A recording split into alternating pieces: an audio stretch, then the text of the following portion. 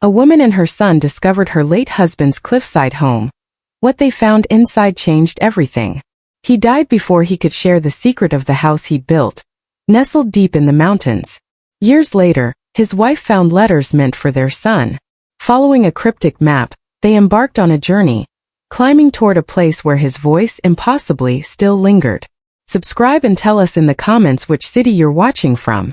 The wind carried a faint hum down the narrow street, where identical houses, their colors bleached by years of Oregon rain, seemed to sigh in unison. Mary Holden stood amidst a silent array of cardboard boxes in her living room, each a testament not to a fresh start, but to a quiet ending. The air hung thick with dust, subtly sweetened by the scent of aged wood. On the windowsill, a half-empty mug bore the faded, cracked red letters, "Firefighter's Wife." She'd considered discarding it countless times, but her hands always hesitated. Some things, like smoke, clung to you, persistent and unwilling to let go. The house had fallen silent since the divorce. The laughter that once filled the hallway was a ghost of memory, replaced by long nights punctuated only by the old wall clocks ticking and the restless shifts of her son, Eli, in his sleep. John Holden had vanished from their lives almost 2 years prior, first from their marriage, then from the world entirely. She still vividly recalled the day the sheriff arrived, hat in hand, bearing a silence more profound than any words. "Ma'am," he'd uttered, "I'm afraid there's been an accident." Those words had etched themselves into her very bones. He explained that John had fallen from a remote trail deep in the Idaho mountains. Alone. No witnesses. No answers. Mary hadn't shed a tear that day. Instead, her gaze had drifted past the officer to the maple tree in their yard, where John used to string Christmas lights, and she'd found herself fixated on how strange it was that something so towering could break so utterly without a sound. It was only much later that she realized she'd been holding her breath ever since, existing on shallow, cautious inhales, terrified to invite life back in.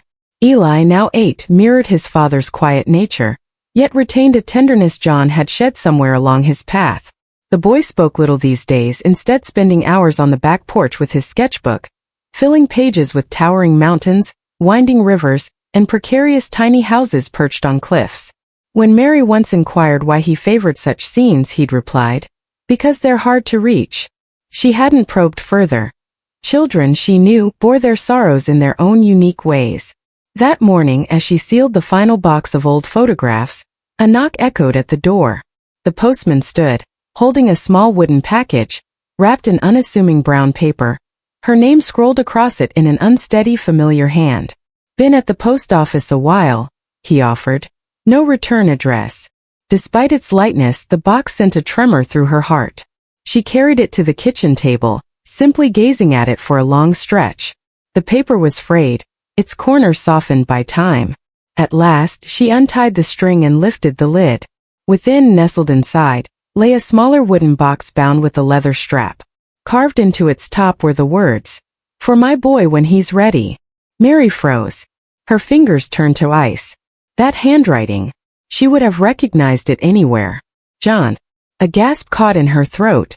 The world seemed to shift, as if time had momentarily bent, allowing the past to bleed into the present. Inside the wooden box rested a stack of folded letters, bound by a thin rope. A faint scent of pine, smoke, and rain emanated from them, the very essence of every place John had sought peace. For hours Mary remained motionless at the table, her eyes fixed on the letters, too terrified to touch them, as if a breath too deep might make them vanish. When Eli returned from school, he spotted the box and approached it silently. "What's that?" he asked, his voice small, almost reverent. "Something from your dad," she whispered. The boy studied the letters for a long moment, then, without a hint of hesitation, untied the rope. He chose one at random and held it out. "Read it," he urged. The first letter was dated a year before John's death. His handwriting was neat, deliberate. "Hey buddy," it began. "If you're reading this, it means I couldn't give it to you myself. Don't be sad about that. Sometimes people don't get to finish their stories the way they plan. But I want you to know about a place I found, a piece of sky that touched the ground. There's a mountain out here, and on top of it I built something small. It's quiet. The kind of quiet that makes you remember you're alive. Someday when you and your mom are ready, go there. You'll know it when you see it. Mary slowly refolded the letter. Its simple words struck her like a wave breaking after a prolonged calm. She read the second, then the third. Each described fragments of the same remote location. A narrow valley, a river's bend, an old dirt road concealed beneath moss and branches. John wrote of a cliff where the wind feels like forgiveness and a panorama that makes you believe heaven might not be so far after all. For many nights, Mary found sleep elusive. She'd sit at the kitchen table long after Eli had gone to bed. The letter spread before her like an unfinished map she was too afraid to complete. Her mind replayed buried memories. The scent of smoke clinging to John's jacket, the tremor in his hands after grueling shifts, the distant look in his eyes when the sirens faded. He had saved strangers from burning buildings, but couldn't rescue himself from his own memories. When he left, she'd convinced herself it was an act of selfishness. Now, reading his words, she wondered if it had, in fact, been an act of survival. One evening, as she read another letter aloud, Eli leaned over her shoulder, pointing to the paper's edge. "That's a drawing," he observed. And it was. At the bottom of the page, a rough sketch depicted a mountain, a zigzagging line ascending its face, marked with an X at the summit. Beside it, John had penned, "When you come, follow the river until you hear it disappear. Then keep going." The following morning, Mary discovered a folded sheet tucked between two envelopes, a hand-drawn map. Though crude, it was legible, charting a series of landmarks, a crooked pine, a distinct bend in the road, a ridge resembling a sleeping bear. At its base, John's words read, "When you reach the silence, you'll find me." Mary sat in profound silence for a long time, the window's light illuminating the map. For the first time in years, something stirred within her, a feeling not of grief but of nascent purpose. That night, she informed Eli they were embarking on a journey. "Where?" he inquired. "Somewhere your father wanted you to see." They packed sparingly, 2 backpacks, a tent, and John's old field jacket, which still carried the faint scent of cedar and smoke. Before sunrise the next morning, Mary loaded their sparse belongings into the old truck, dormant since John's death. The engine sputtered and protested, but eventually roared to life, its sound reverberating through the hushed neighborhood. She cast a final glance at the house, its windows vacant and unwelcoming, devoid of any lingering warmth. Turning the key, she drove away, not once looking back. Their journey spanned 2 days. They traversed rivers and serpentine mountain roads, stopping at isolated gas stations where time seemed to have lingered for decades. Nights were spent in motels smelling faintly of dust and pine cleaner. Each evening, Eli would sit by the window, the map clutched in his hands, tracing their path with a hopeful finger. "Do you really think he built a house up there?" he once asked. "If anyone could," Mary replied softly, "it would have been your father." As they ventured further, the air seemed to thin, not from elevation, but from profound detachment.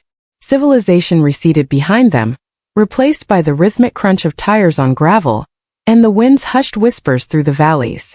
On the second afternoon, they entered a long, narrow canyon, the road clinging precariously to the edge of a river that gleamed like polished glass.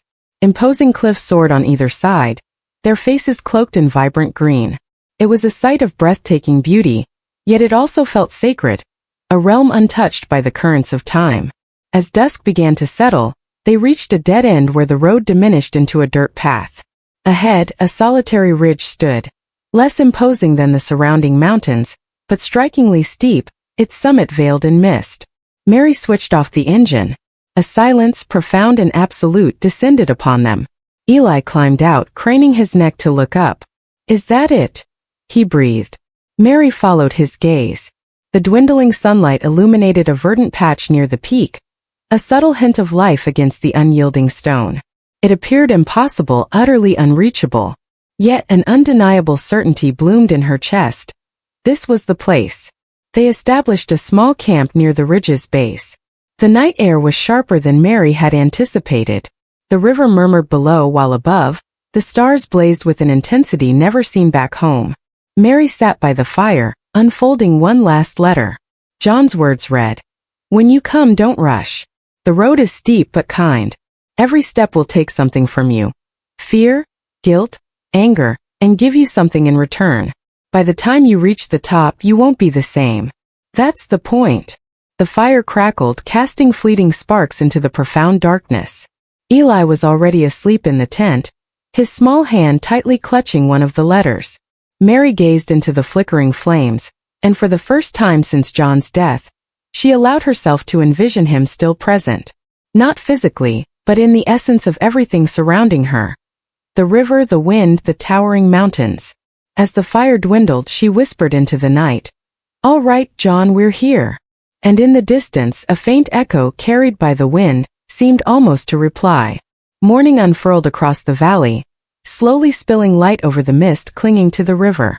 The world awoke, painted in hues of silver and pale blue, the air redolent with damp earth and pine. Mary woke before Eli, the biting chill a welcome sensation on her cheeks as she emerged from the tent. The ridge, no longer shrouded in darkness, loomed above them. Now touched by daylight, it revealed a narrow path, a lazy curve carved by rain and the relentless passage of time. It didn't appear inviting, yet it felt imbued with a quiet life. She boiled water for tea on a small stove, watching the steam ascend, dissipating into the cold air. For a moment she stood motionless, listening. No traffic hummed, no voices carried. Only the river's ceaseless flow and the distant call of a high-soaring bird. This was a silence not of emptiness, but of awareness, as if the land itself held its breath in anticipation. When Eli emerged from the tent, hair tousled, eyes still heavy with sleep, she smiled. "Ready?" she asked. He nodded, clutching the folded map in his small hands. They left the tent behind, taking only essentials. A backpack with food, water, a blanket, and the letters. The path began gently, a gravel track half obscured by grass, clearly unused for years. As they walked, the sun climbed higher, dispelling the mist and revealing the world's intricate texture. Moss shimmering on rocks, ferns quivering with dew, the sudden flash of a lizard darting into the underbrush. The higher they ascended, the steeper the climb became. Soon the soft earth yielded to loose stone, each step sending faint echoes down the slope. Eli led the way, infused with the boundless energy of someone who had anticipated this moment his entire life. Every few minutes he'd pause, looking back to point out a peculiar rock, a cluster of red berries, or a bird circling high above. Mary followed in silence, her breath growing shorter, yet her determination remained steadfast. The rhythmic ascent had a peculiar effect on her. With each step, something inside her chest seemed to release, as if every inhale propelled a fragment of the past further away. Around midday, they reached a sharp turn where the trail broadened into a small clearing. The landscape unfolded, revealing the valley below in its immense vastness, the river a shimmering ribbon, the trees like swathes of green smoke, the road they'd traveled the previous night, now a mere forgotten thread. Mary sank onto a flat rock, wiping sweat from her forehead. Eli settled beside her, pulling the map from his pocket. "We're almost halfway," he declared, tracing his finger along the path. "See this curve here? It matches." His voice resonated with absolute certainty. She nodded, observing him. "You truly believe he made it up there, don't you?" He met her gaze with the quiet conviction only children possess. Of course he did. He said the road was kind. It wouldn't let him fall. Mary offered a faint smile, though her heart constricted at the echo of John's words. The road is kind. She hadn't believed it when she first read it. Life had taught her that paths, especially those unchosen, were rarely benevolent. But sitting there, feeling the wind's touch on her face, she realized kindness might not always equate to ease. Perhaps it signified forgiveness, the chance to persevere even when you felt utterly depleted. They resumed their ascent. The air thinned, the trees grew shorter, and the world sharpened, stripped of all superfluous distraction. At one point they discovered a wooden post driven into the earth, the letters JH deeply carved into its surface. Beneath it, half buried in the dirt, lay an old compass. Its glass was cracked, yet the needle still quivered faithfully towards north. Eli picked it up, brushing away the dirt with reverence. "He was here," he whispered. A surge of warmth and a pang of ache washed over Mary simultaneously. "Yes," she murmured softly. "He was." As they continued, more signs emerged. Small cairns of stones meticulously balanced, bits of rope tied to branches, and the cold remnants of a long-extinguished campfire. These subtle clues lent a rhythm to their journey, as if they were following a trail of breadcrumbs scattered years ago, guiding them toward a predestined discovery. After several hours they reached another plateau. The sun began its westward tilt, bathing everything in hues of honey and gold. They rested again, this time beside a fallen tree that served as a natural bench. Mary sipped water, leaned back and closed her eyes. Her body ached, but it was a satisfying ache, a visceral reminder of being alive. Eli broke the silence. "Mom, why did you and Dad stop liking each other?" The question was so abrupt she almost dropped her bottle. She turned to him, seeing not accusation, but simple, earnest curiosity in his face. "It's not that we stopped liking each other," she began slowly. "It's that we stopped understanding each other." He frowned. "How can that happen?" Mary gazed at the horizon, where the valley dissolved into a blue haze. "Your dad carried burdens he never spoke of, things from the fires, from the people he couldn't save. Changed him. And I kept trying to bring him back to who he was before. But he couldn't go back. He was somewhere else." She hesitated, her throat tightening. "And I didn't know how to follow." Eli remained quiet for a long moment. Then very softly he said, "Maybe he didn't want to go back. Maybe he just wanted you to see where he went." The final stretch of the path proved the most challenging. The trail dwindled, forcing them into single file, hands gripping rocks for precarious balance. The wind intensified, carrying the sharp scent of pine and impending rain. Yet, with each arduous step, they sensed their proximity. Finally, as the sun dipped low, they crested the ridge. There, nestled between two colossal stones, stood a modest wooden house. Not large or grand, it was merely a cabin of rough timber, its roof cloaked in moss, its windows obscured by dust. Yet it stood resolute, firm against the wind, as if patiently awaiting their arrival. Mary's breath hitched in her chest. Eli dashed forward, pausing at the door. "Mom," he exclaimed, "there's a garden." She followed him around the side. Indeed, a small, meticulously tended patch of land spread before them, rows of herbs, a few vegetables, wildflowers interspersed. The soil remained dark and soft, as if recently worked. Beyond the garden, a wooden bench overlooked the cliff's edge. From this vantage the view stretched boundlessly. The valley, the river, distant ridges dissolving into the fading light. Mary approached the door and gently pushed it open. It yielded with a soft creak.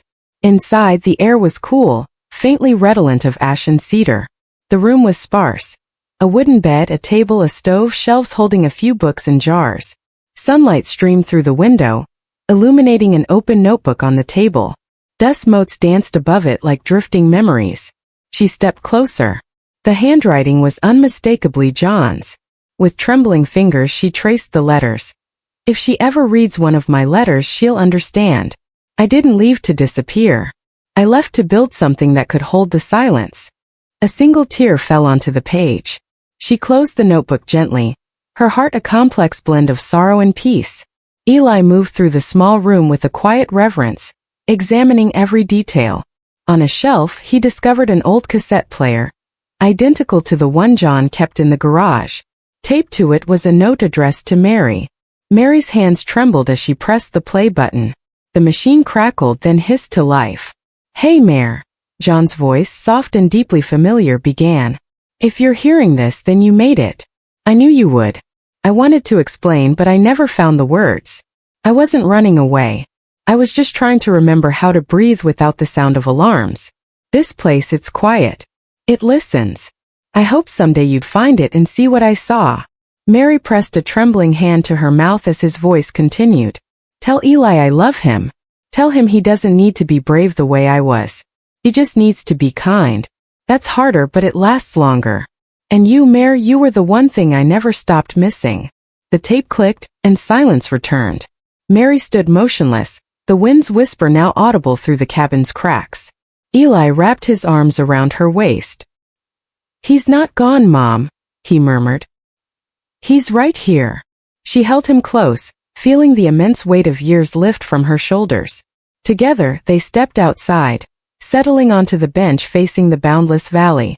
The wind stirred gently through the garden, rustling the leaves. The setting sun's light bathed everything in amber and gold. For a long time neither spoke. The silence no longer felt oppressive. It was full, like the pregnant pause before a melody begins. Mary looked at her son. "He didn't run from us," she said quietly. "He was just trying to build something we could find." Eli leaned against her shoulder. "And we did," he affirmed. As the last light faded, the valley plunged into shadow. Yet high on the ridge, the world still glowed with the warmth of their discovery. Mary closed her eyes, feeling the wind caress her face. It no longer felt cold. It felt like breath, the kind that held both endings and beginnings in the same gentle exhale. The following morning dawned like a promise realized. When Mary opened her eyes, the cabin was awash in soft gold. The air cool and thin yet gentle. For a fleeting moment, she forgot her surroundings. Then the subtle sounds from outside, the steady cadence of her son's footsteps on the soil, the rustle of leaves in the garden, pulled memory back like sunlight breaking through clouds. She lay still, savoring a calm she hadn't known for years. It was a silence that filled rather than emptied, a profound stillness that reminded her she was, against all odds, still alive. Stepping outside, she saw the valley below shrouded in mist, glowing faintly in the nascent light. The garden teemed with life, its leaves dotted with dew that shimmered like scattered glass. Eli crouched by the plant rose, his hands already immersed in the dark earth. He looked up at her, a wide grin on his face, cheeks flushed from the cold. "Morning, Mom," he said. "I think these are still growing." She knelt beside him, brushing the tender, impossibly green leaves with her fingertips, vibrant despite the years that had surely passed since John last touched them. The soil was soft, rich. Whoever built this place had possessed a profound understanding of how to endure. They spent the early hours tending the garden, working in comfortable silence. Mary found tools in a wooden crate near the wall, rusted but still functional, and began trimming the overgrown edges. The rhythm of their hands moving through the soil, the scent of wet earth, and the wind's soft whisper through the trees made the world feel smaller, more intimate. She could almost sense John's presence, not as a haunting ghost, but as an integral part of the air itself. Upon returning to the cabin, the small stove had completely cooled. Mary lit it, the fire crackling softly, and set water to boil. As the flames grew, warmth pervaded the room, pushing back the persistent chill. Eli sat cross-legged on the floor, sorting through a small collection of items he'd found on the shelves. A pocket knife, an old family photograph, and a folded paper listing John's plantings: parsley, thyme, mint, lettuce. He looked at her. "He didn't just build a house, did he?" Mary slowly shook her head. "No," she said quietly. "He built a way to stay." They ate breakfast slowly, as if time itself had loosened its grip. The quiet enveloped them, sacred and profound. Afterward, Mary stepped outside, clutching one of the final letters she had brought, the only one addressed solely to her, not Eli. Her name was inscribed on the envelope in John's familiar steady hand. She hesitated, knowing whatever lay within would serve as the last bridge connecting them. The paper felt rough beneath her fingers. "Mare," it began. "If you're reading this, it means you found it. I wanted to tell you this place isn't about running away. It's about coming back to what matters. When I built the cabin, I kept thinking of that night you told me you were tired of living in my silence. You were right. I didn't know how to come home to you. Not in the way I should have. So, I built this, something that might speak for me when I couldn't anymore. If the world ever feels too loud, come here. Let it quiet you. Let it hold you. And if you stay long enough, maybe you'll hear what I couldn't say." Her hands trembled as she folded the letter back into its envelope. The unbearable ache that had once consumed her now softened into something distinct. Not quite forgiveness, but a profound understanding. The years they had lost could never be reclaimed. Yet standing there, encompassed by what he had constructed, she realized that some love doesn't vanish with absence. It transforms, discovering new ways to articulate itself. She found Eli sitting at the cliff's edge, his legs dangling into the vast emptiness below. The sun had climbed higher, revealing the valley in its full vivid splendor. A sea of green and silver, the river below shimmering like liquid glass. She sat beside him, feeling the breeze gently ruffle her hair. "You like it here," she murmured. He nodded. "It feels quiet but not lonely." She smiled. "That's exactly what your father wanted it to feel like." For a while they simply sat. Eli drew shapes in the dirt with a stick, While Mary let her gaze drift across the horizon, the world stretched endlessly, yet it didn't feel overwhelming. She thought of her years with John, the laughter that once echoed in their home, the dinners that dissolved into silence, the slow erosion of everything that had once been effortless. She recalled the night he left, how he'd stood in the doorway, hands trembling as if cradling something fragile. "I can't breathe here," he'd confessed. "I need to find a place where I can remember who I am." Back then she'd seen it as an excuse. Now she understood it as a heartfelt confession. Later, while tidying the shelves, she discovered another small wooden box tucked beneath the bed. Inside lay packets of seeds and a folded sheet of paper with the inscription, "Plant when ready." She smiled. The message wasn't solely for John. It was for anyone who would come after. She took the seeds outside, and together she and Eli dug small holes in the rich soil. The sun warmed their backs, the air thin yet wonderfully clear. They planted the seeds with meticulous care, one by one, pressing the earth over them as if sealing a sacred promise. When they finished, Eli looked up. "Can we come back here again?" he asked. She brushed the dirt from her hands and nodded. "Not just come back," she said softly. "We'll keep it alive."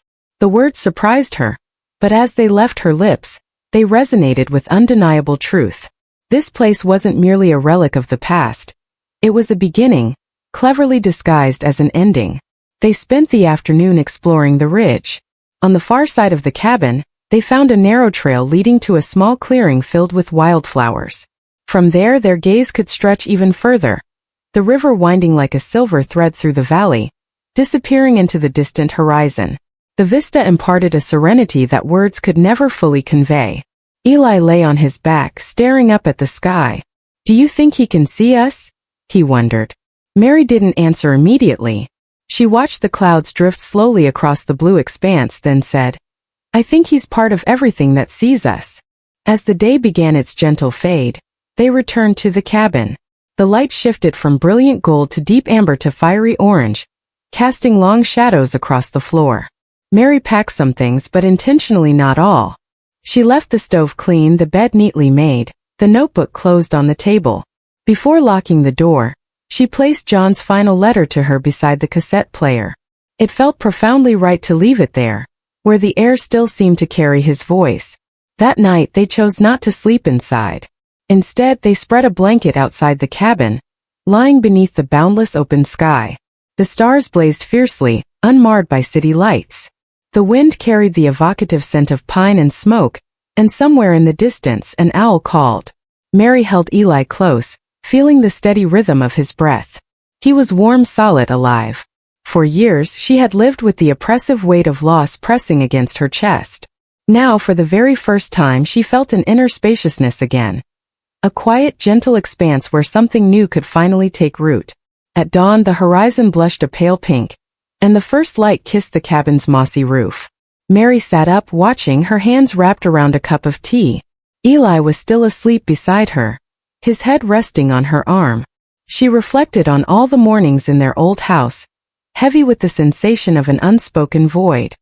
Here on this ridge where the world stretched wide and unbroken, she finally felt whole.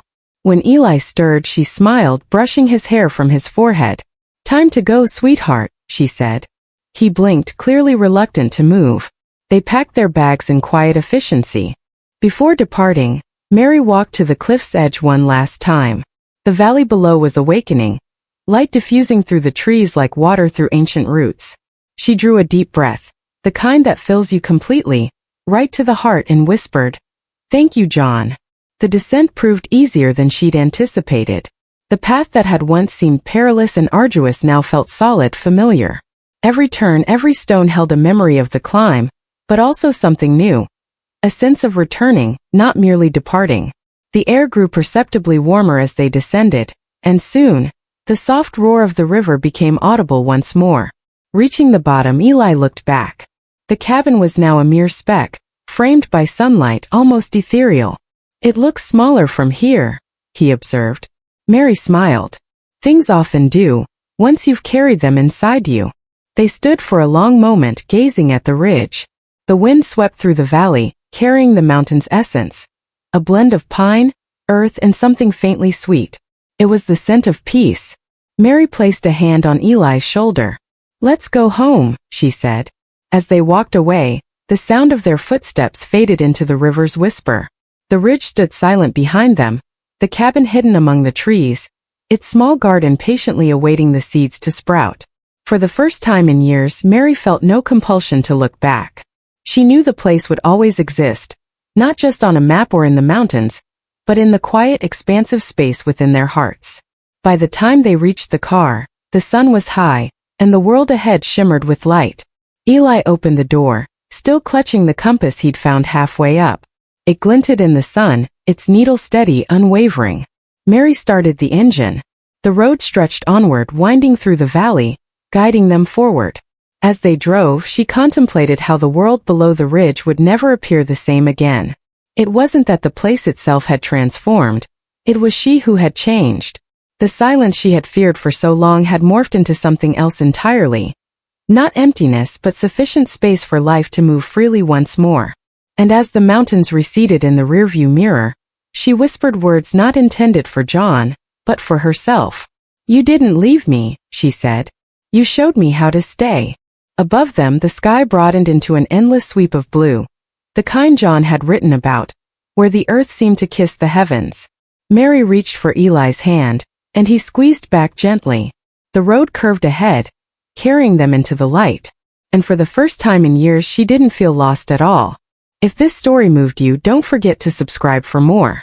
Watch the next one and share this video with someone who still believes that every place holds a secret.